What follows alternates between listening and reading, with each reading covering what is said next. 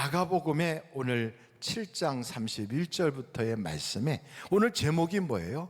열리고 맺힌 것이 풀리리라 하는 거예요. 이 사람은 주님을 만났는데 듣는 것이 어눌하고 말하는 것이 어눌한 거예요. 그러니까 듣는 것도 정확하게 잘 못 듣고 말하는 것도 제대로 잘 말을 못해요. 그래서 주님이 어떻게 하시냐면 손가락 하나로 귀를 이렇게 집어넣고, 그리고 침을 툭 뱉고서는 다른 손으로는 혀를 탁 붙잡고, 그리고 하늘을 우러러 에바다 그렇게 말씀하신 거예요. 참 그 모양새가 특이하잖아요. 안수 기도를 하는 것도 아니고, 뭘 눈을 이렇게 만져주시는 것도 아니고, 하나는 손가락으로 귀를 탁 하고, 하나는 손으로 혀를 딱 붙잡고, 그리고 하늘을 우러러 에바다. 만약에 여러분이 지금 그런 몰골을 가지고 옆에 사람 혀를 붙잡고 그러고 있다면 얼마나 그 우스꽝스럽겠어요. 그런데 그 내용을 보면 평상시에 예수님은 중풍병자, 날 때부터 앞을 못 보는 분들, 그리고 척추장애와 같이 안진뱅이, 혹은 그냥 38년 된 병자, 그리고 문둥 한센씨 병자들, 혹은 그냥 이렇게 죽었던 분인데 우리 주님이 가셔서 일어나라 달리다 꿈 해서 살리는 그런 역사들이 일어난 거에 비하면 오늘 이 사람은 그렇게 대단하게 문제가 심각한 게 하나도 없어요. 그냥 듣기는 듣는데 좀 잘 안 들리고, 말을 하기는 하는데 좀 어눌하게 말하는 사람이거든요. 혹시 여러분 중에서도 잘 안 들리고 그런 분들이 계시나요? 근데 이것이 우리가 보기에는 그런 뭐 중요한 것도 아닌데 주님이 그렇게까지 기도를 해주시나 하지만, 그것을 겪고 있는 당사자의 입장에서는 굉장히 불편한 거예요. 여러분, 주부습진이라든지 눈 밑에가 이렇게 덜덜덜 떨린다든지, 그리고 아니면은 또 발톱에 무좀이 생겨갖고 막 갈라진다든지, 머리가 자꾸 빠져서 앞에서부터 이게 자꾸만 이마가 넓어지고 있다든지, 이러면 그게 무슨 죽고 사는 문제는 아니지만 불편할까요? 불편하지 않을까요? 그 당사자는 굉장히 절박할 수 있어요. 근데 이것뿐이겠어요? 우리 주님의 그런 기도는요, 또 우리 주님의 역사는 큰 문제뿐이 아니라 이렇게 작은 것까지, 여기 보니까 말이 어눌하거나 잘 못 듣는 이런 것까지도 우리 주님은 관심을 가지고 역사해 주시는 거예요. 그러니까 여러분, 우리의 막 통곡만 들으시는 게 아니라 그 아주 작은 신음소리까지도 우리의 모든 것에 관심을 가지신 우리 주님, 그 주님께서 오늘 이 기가 막힌 역사의 현장에서 이 사람을 만난 거예요. 제가 책을 봤는데 그 책 제목이 그거더라고요. 능력의 근원이라고 하는 책인데, 제가 병원에 있을 때도 어떤 분이 저한테 이분이 쓴 책인데 다른 걸 하나 갖다 주셨어요. 그거는 좀 얇은 책인데, 주여 내게도 능력이 필요합니다. 주여 내게도 치료가 필요합니다. 이런 책이에요. 그런데 이분이 유대인이면서도 크리스찬인데, 젊은 때 그는 꿈이 있어요. 다니면서 막 사람들에게 빌리그레암 목사님처럼 전도하는 전도자가 되는 게 꿈이고요. 또 하나는 그는 치료하는 능력을 가지고 사람들을 치료하여, 그래서 예수님에게로 막 돌아오게 하는 그런 역사를 이루는 목회자가 되고 싶었던 거예요.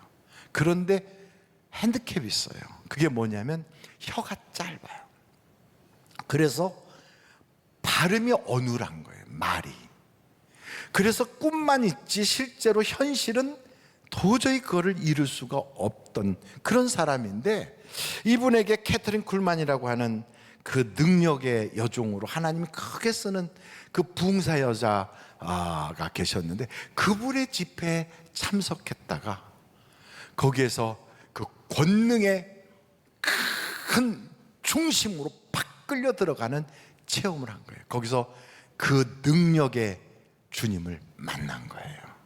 여러분, 저는 여러분들이 이번 기도회를 통하여 우리 주님의 그 놀라운 은혜를 경험할 수 있기를 간절히 바랍니다. 내게 능력 주시는 자 안에서 나는 모든 것을 할 수 있어요, 없어요? 할 수 있어요. 내가 그 능력 주시는 그 근원 되시는 하나님의 품 안에 들어가면 우리에게는 불가능이 없는 거지요. 그래서 그 안에서 해결받은 사람들의 간증이요, 얼마나 많은지 몰라요. 그분뿐이겠어요. 우리 대사자 원로 목사님, 그 옛날에 보면 그냥 막 안진뱅이도 일어나고, 그냥 소경도 눈을 뜨고, 기머거리가 귀가 열리고, 말 못해서 버벅거렸던 사람이 입이 탁 열려서 막 말씀하시고, 하여간 온갖 역사들이 막 일어나는데, 그때 심지어 귀신 들린 사람들이 귀신이 떠나가고요, 동네에서 자기 마누라 교회 가지 말라고 막 핍박하는 사람인데 아내가 없으니까 교회 와서 찾아보니까 그냥 거기 막 붕해하는데, 거기서 막 통성 기도하고 막 기도하고 있으니까 와가지고 머리채를 확 휘어잡고 끌고 나가겠다고 하다가 나가려고 하던 그 사람이 서갖고 거기서 방언이 터지는 그런 일도 있었어요. 그 기가 막힌 역사들이죠. 동네 사람들이 하도 교회가 막 그렇게 은혜 받는다고 막 시끄럽고 소란 떨고 그러니까, 아이고 저놈의 교회 시끄럽다고 소란 떤다고 막 손가락질하고 그랬는데, 어느 날 그 교회가 불이 났어. 막 타들어가는 불이 난 거예요. 그래서 사람들이 꼴 좋다 이러면서도 양동이 들고 그냥 불 꺼야지, 그래도 동네에 교회 하나 있는데 불 나서 없어지면 안 되니까 불이라도 끄자 하고 왔더니, 불은 어디로 갔는지 없어지고 안에서는 붕해를 막 엄청 뜨겁게 기도회를 하는 거예요. 성령의 막 그 불덩어리가 그 사람들의 눈에 보인 거예요. 그래서 동네 사람들이 다 예배당으로 달려오고, 강아지하고 송아지 빼고는 교회 다 나온 거죠. 그러니까 그렇게 했던 그 시대에 현장에서 은혜 받았던 사람들, 그분들이, 많은 분들이 지금도 살아계시고, 또 어떤 분들은 이미 천국 가신 분도 계시고. 오 목사는 왜 그렇게 그런 일을 잘 알아? 제가 그 현장에 있었잖아요, 어린 시절부터. 그래서 제가 그걸 봤거든요. 하나님은 지금도 역사하신다 이 말이에요. 그런데 여러분, 그런 역사보다 더 확실한 역사가 이 성경 안에 기록이 돼 있어요. 이 성경책을 딱 피면 이 속에는 얼마나 많은 사람들이 막 죽었다가 살아난 분, 문둥병자가 고침받고, 평생을 보지 못하던 사람이 보게 되고요, 막 안진뱅이가 일어나고 별별 일들이 다 있는 거예요. 이것을요, 우리도 오늘 21세기를 살아가면서도 이분들이 믿었던 그 믿음을 갖기만 하면 능력의 주인 되시는 예수님을 통하여 우리도 경험할 수 있다는 거예요. 그럼 여러분, 아니 왜 나는 그 믿음이 있다고 하는데 왜 그런 일이 없나요? 제가 보니까 수학에도 공식이 있고 믿음에도 공식이 있더라고요. 신앙생활의 공식이, 그게 어떻게 된 공식이냐면, 여러분 성경 한번 요한복음 14장 10절을 한번 보세요. 요한복음 14장 10절 우리 한번 같이 읽어보실까요? 시작. 내가 아버지 안에 거하고 아버지는 내 안에 계신 것을 내가 믿지 아니하느냐? 내가 너희에게 이르는 말은 스스로 하는 것이 아니라 아버지께서 내 안에 계셔서 그의 일을 하시는 것이라. 그러니까 예수님도 능력이 나타나고 역사가 일어날 때 보면 예수님 안에 하나님이 계시고 하나님 안에 예수님이 계세요. 그러니까 가만히 보면 그게 무슨 얘기인가 보면, 예수님이 탁 계시는데 그 안에는 누가 계세요? 하나님이 계세요. 근데 그 예수님은 또 누구 안에 계세요? 하나님 안에 계시는 거예요. 근데 그것을 우리에게도 실현시켜 주셨어요. 어떻게 해요? 우리 안에 누가 계세요? 성령님이 계세요. 성령 하나님이 우리 안에 계시다고요. 그러면서 우리 보고 예수 안에 있으면 무엇이든지 원하는 대로 구하라 이루리라 그랬어요. 그러니까 한번 성경 요한복음 14장 12절로 한번 14절까지 같이 보겠어요. 같이 시작. 내가 진실로 진실로 너희에게 이르노니 나를 믿는 자는 내가 하는 일을 그도 할 것이요 또한 그보다 큰 일도 하리니 이는 내가 아버지께로 감이라. 너희가 내 이름으로 무엇을 구하든지 내가 행하리니 이는 아버지로 하여금 아들로 말미암아 영광을 받으시게 하려 함이라. 내 이름으로 무엇이든지 내게 구하면 어떻다고요? 내가 행하리라. 그러니까 기도하면 역사가 나타나는 거예요. 근데 기도를 그냥 하는 게 아니고 우리 주님이 하신 것처럼 그 안에 하나님이 계시고 또 예수님은 하나님 안에 거하는 거예요.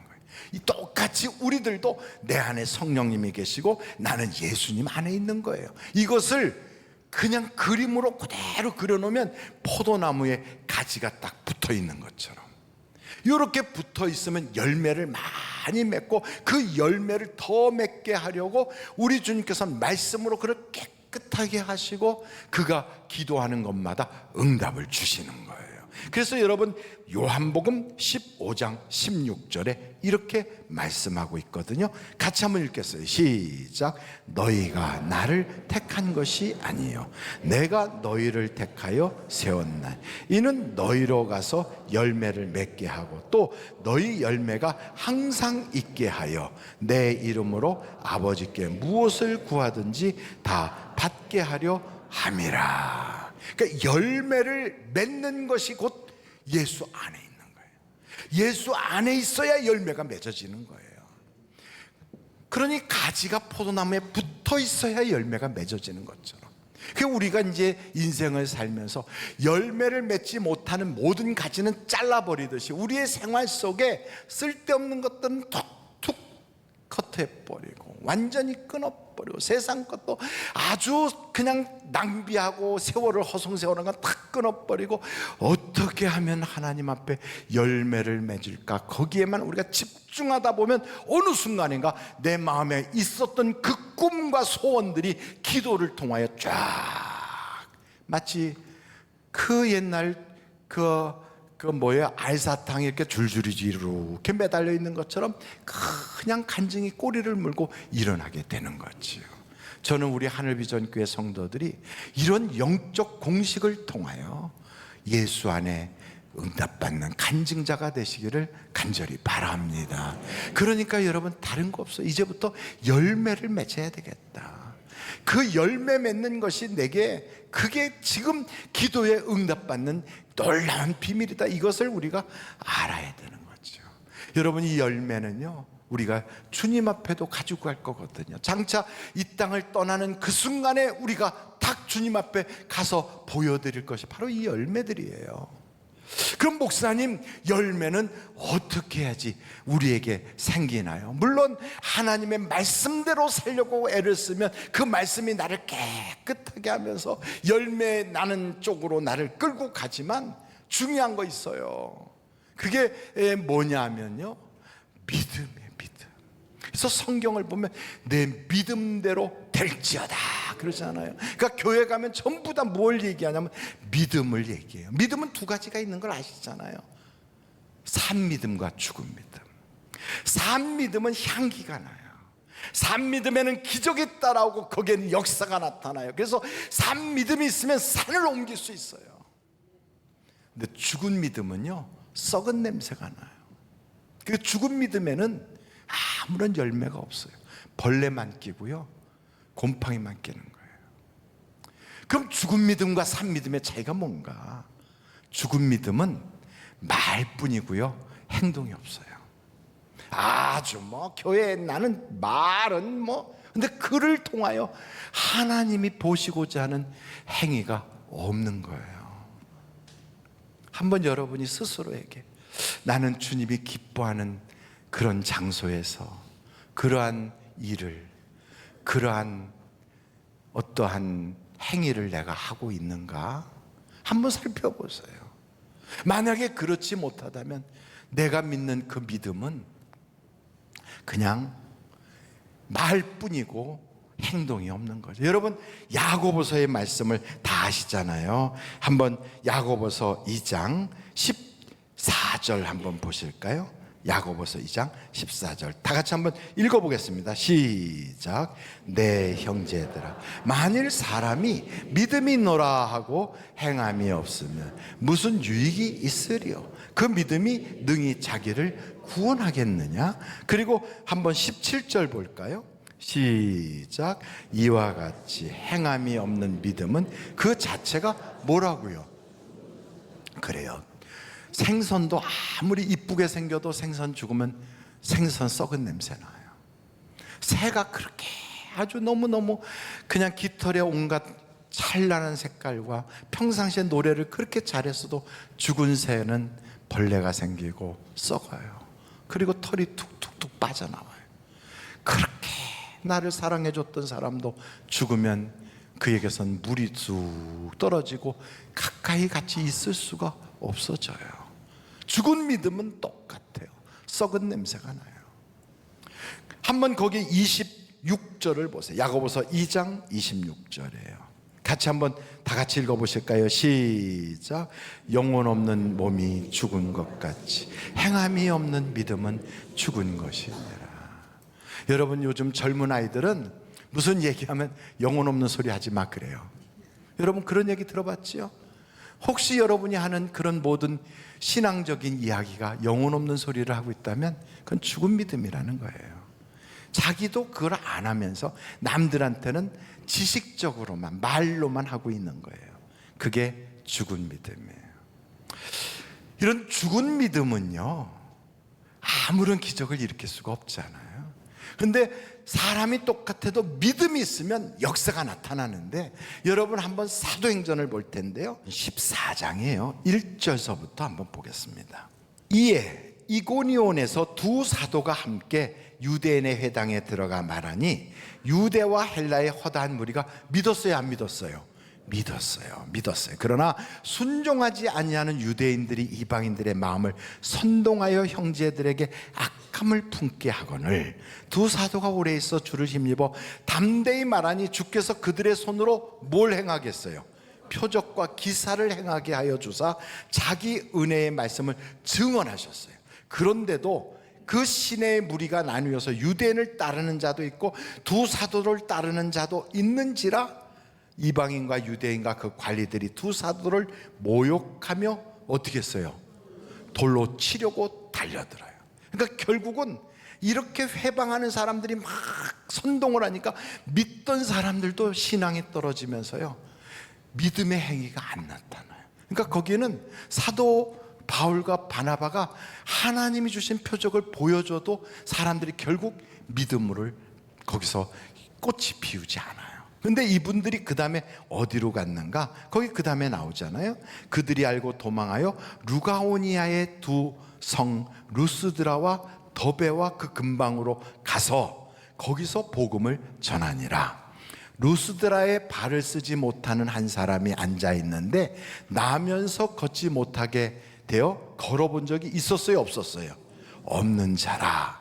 바울이 말하는 것을 듣거늘 바울이 주목하여 구원받을 만한 믿음이 그에게 있는 것을 보고 큰 소리로 이르되 내 발로 바로 일어서라 하니 그 사람이 일어나 걷는지라. 여러분, 전도하는 사람은 두 사람 똑같은 사람이에요. 장소만 바뀌었어요.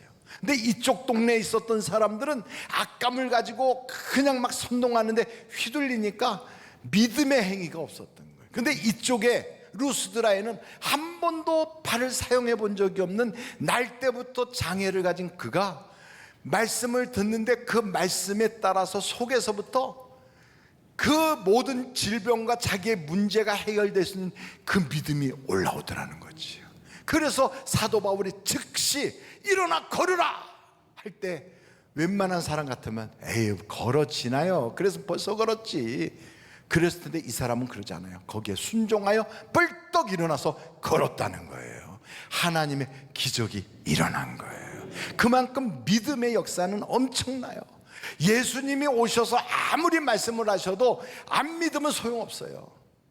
우리는 생각할 때 예수님이 오시면 다 되는데 그렇지 않아요. 예수님이 이 자리에서 말씀을 하시고 이 자리에서 기적을 행해도 믿지 않는 자에게는 아무 일이 없어요. 아무 일이. 믿는 사람에게만 역사가 나타나요. 여러분, 예수님이 하신 약속 이야기를 한번 볼까요? 마가복음 6장 1절서부터 보겠어요. 마가복음 6장 1절. 예수께서 거기를 떠나사 고향으로 가시니 제자들도 따르니라. 안식일이 되어 회당에서 가르치시니 많은 사람이 듣고 놀라 이르되 이 사람이 어디서 이런 것을 얻었느냐? 이 사람이 받은 지혜와 그 손으로 이루어지는 이런 권능이 어찌 됨이냐? 이 사람이 마리아의 아들 목수가 아니냐? 야고보와 요셉과 유다와 시몬의 형제가 아니냐? 그 누이들이 우리와 함께 여기 있지 아니하냐 하고 예수를 어떻게 했다고요? 배척했어요. 고향 사람들이 도리어 예수를 더 안 믿어. 그 배척하니까 그 다음에 어떻게 됐는가 보세요. 예수께서 그들에게 이르시되 선지자가 자기 고향과 자기 친척과 자기 집에서는 존경을 받지 못함이 없느니라 하시며 거기에서는 아무 권능도 행하실 수 있어요, 없어요? 없어요. 다만 소수의 병자에게 안수하여 고치실 뿐이었고 그들이 믿지 않음을 이상히 여기셨더라. 이에 모든 촌에 두루 다니시며 가르치시더라. 고향 땅에서는 아무 일도 없었어요. 예수님이 오셔도 믿지 않으면 소용없어요. 예레미야서 33장 2절과 3절을 한번 같이 보실까요? 다 같이 한번 읽어보겠습니다. 시작. 이를 행하시는 여호와, 그것을 만들며 성취하는 여호와, 그의 이름을 여호와라 하는 이가 이와 같이 이르시도다.